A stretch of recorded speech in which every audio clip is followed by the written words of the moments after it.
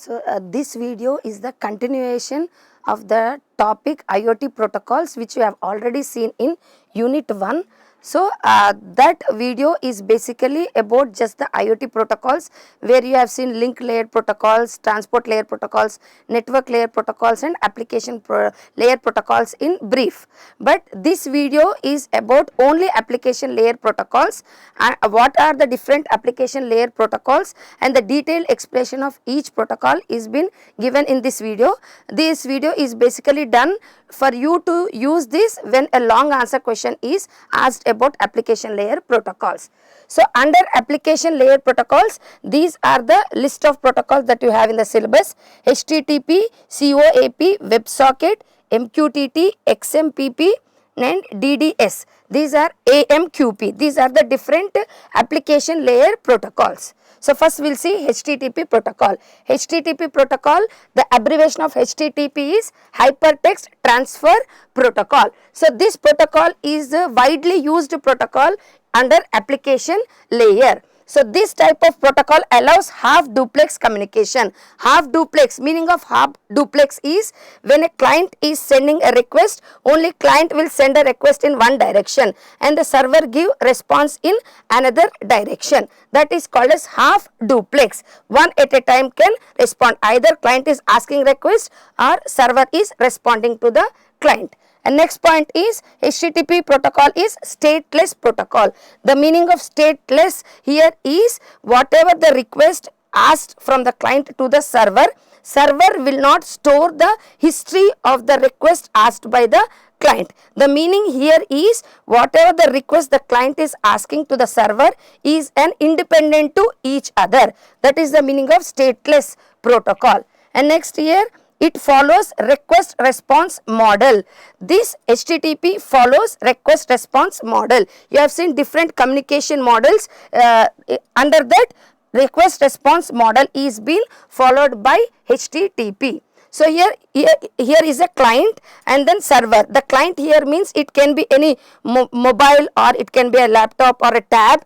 Now, the client is asking some request. So, this request is you want to search some website like www.techbase.org, and this request is asked to the server. Server will check in the internet. If it is found, it will give the response with the opening the website of that particular website which is asked by the client. That is the meaning of request response model. And next is HTTP runs on TCP IP protocol. TCP is a transport layer protocol, IP is network layer transport protocol. So, why we are using TCP IP in HTTP is whenever if I want to create some communication from client to the server, I need the packet delivery guarantee. So, this type of is there in TCP IP protocol. That acknowledgement will be given by TCP IP protocol. That is why HTTP supports TCP IP protocol, which guarantees packet delivery. And then HTTP also includes commands such as get, put, post, delete. These are all the commands that you can use in HTTP protocol. Now, we will see how the HTTP works in IoT. So, here you are having a client and then you have a smart bulb. So, HTTP implements the REST standard. REST is representational state transfer. It is a standard or a design to communicate between the systems on web, where HTTP is an implementation based on this REST standards. That is why if any architecture which is following REST standard, we call it as RESTful. So, the explanation of this diagram here is the client, as we said before, client can be any mobile, laptop or a tab. Now, it is asking for the request to the smart bulb. Smart bulb uses HTTP protocol and it has web server running inside, and the smart bulb implements REST API, application program interface, which consists of different commands like get, put, delete. We will see one of the example of put. Now, the client is asking a request with put, and then it is asking the client is asking the request for web server which is inside the smart bulb with the help of topic. This is called as a topic. Now put http webserver.com bulb properties on. So this is the request asked by the client. Now accordingly the bulb will be on and the acknowledgement is sent back from the smart bulb to the client saying OK. Next type of protocol is Websocket protocol. Websocket protocol allows full duplex communication. We have seen in HTTP it is half duplex, but whereas Websocket protocol allows full duplex communication over a single socket connection from sending messages from client to server. The meaning of full duplex here is, in order to create communication between client and server, first in this protocol you need to create a handshake. Once you are creating a handshake, then client can send any messages continuously as well as server can send any messages continuously. That is the meaning of full duplex. Two-way communication can happen. It is also based on TCP IP protocol like HTTP. WebSocket allows streams of messages to be sent back and forth between client and server by keeping TCP connection on. So TCP connection will be established between client and server, then messages can be transferred forth and back side. WebSocket works on all modern browsers like example Firefox, Chrome.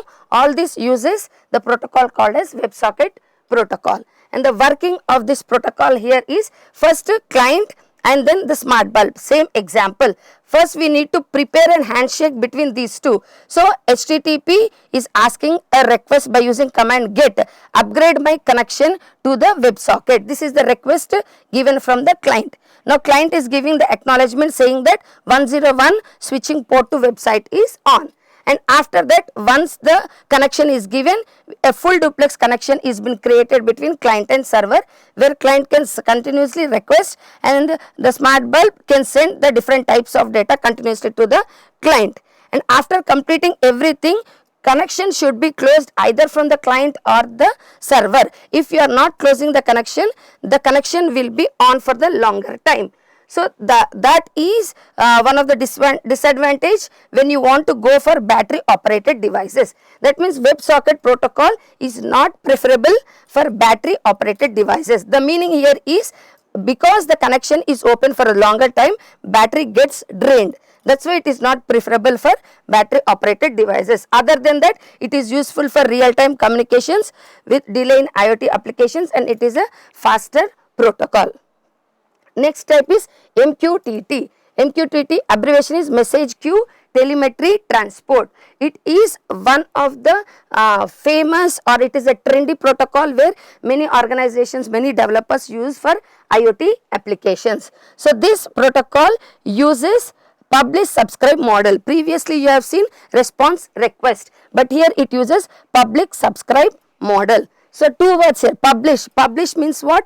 Publish is the one where they are going to collect information from the sensor. All the data from the sensor are being collected to the publisher, and subscribers are the one who are going to subscribe to that sensor data. Who wants the data? Those are called as subscriber. Who are wanting to use the data are subscriber.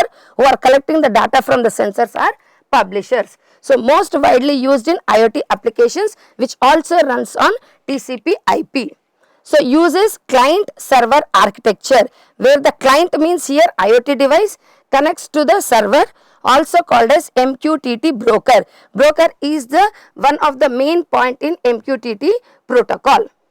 So the broker forwards the messages to the client, subscribe to that particular topic. The meaning of broker, the meaning of topic we'll see in the next slide.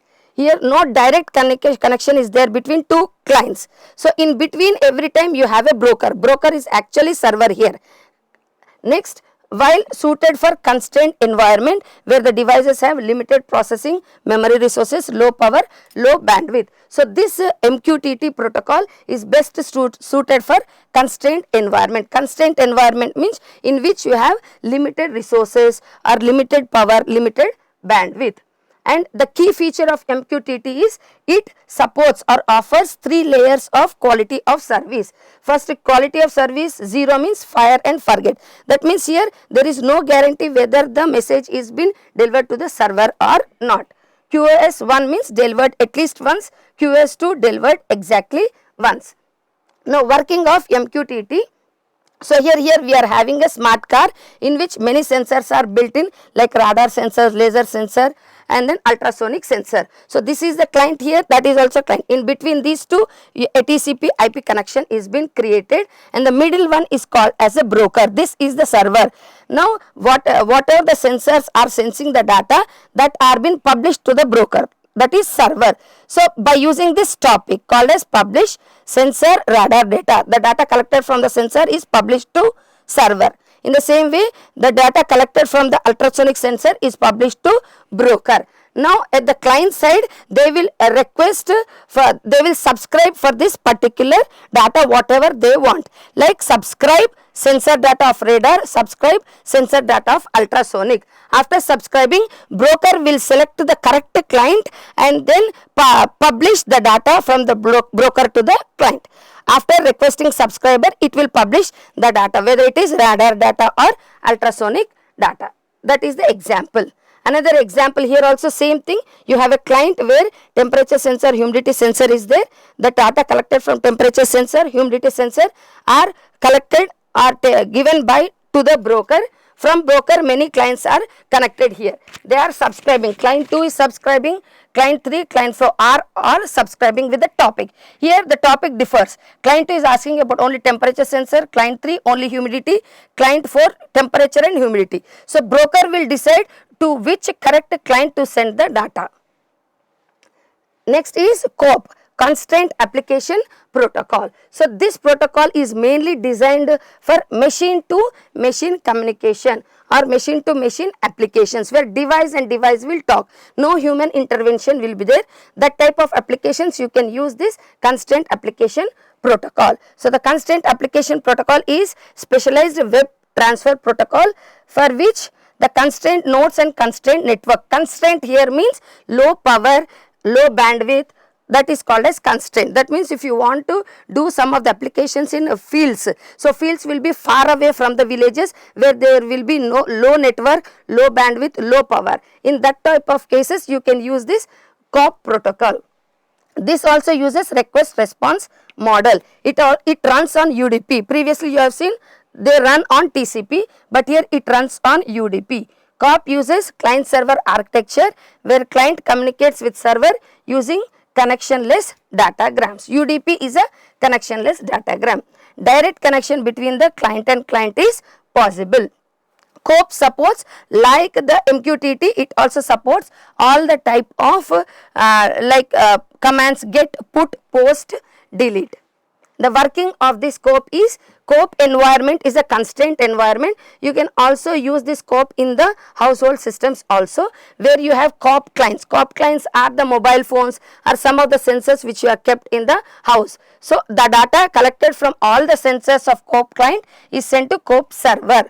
This is a CoAP environment. Now if you want to send this data to the outside internet, then with the help of REST CoAP proxy, we are going to send the data. But when you are sending the data outside, the security is required. For that, this we are using UDP. Here for transfer, we are using TCP. In order to increase the security, we are sending the data from REST CoAP proxy to the internet, which is based on REST. That's why here it implements DTLC. DTLC is Datagram Transport Layer Security. For securing the message, we are using HTTP.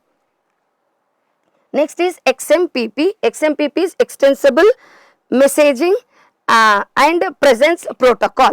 So X is extensible, that means new features can be added. Messaging means from one user to another user you are sending messages. Presence means you are checking whether the person is online. So by now you understood this protocol is useful for messaging apps like WhatsApp. So X means extensible, M is designed for sending messages, P is presence whether online or offline. P is the protocol standards that we are following.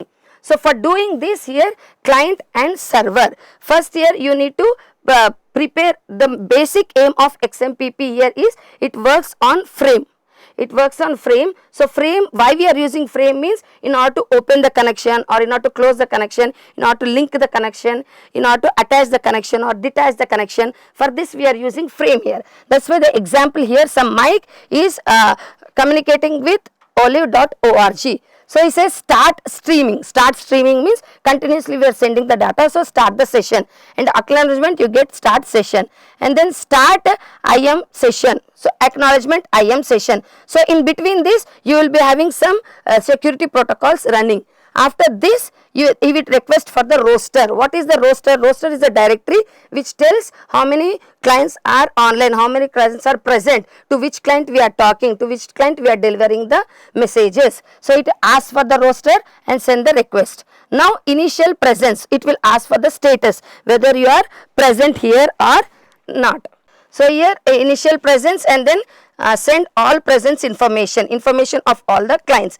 Then send. Now here the handshake is been created. You can talk, discussing or messaging, sending messaging, forwarding messaging. After completing everything, again you need to send logout and acknowledgement for logout, and then close the session stream. Close the stream.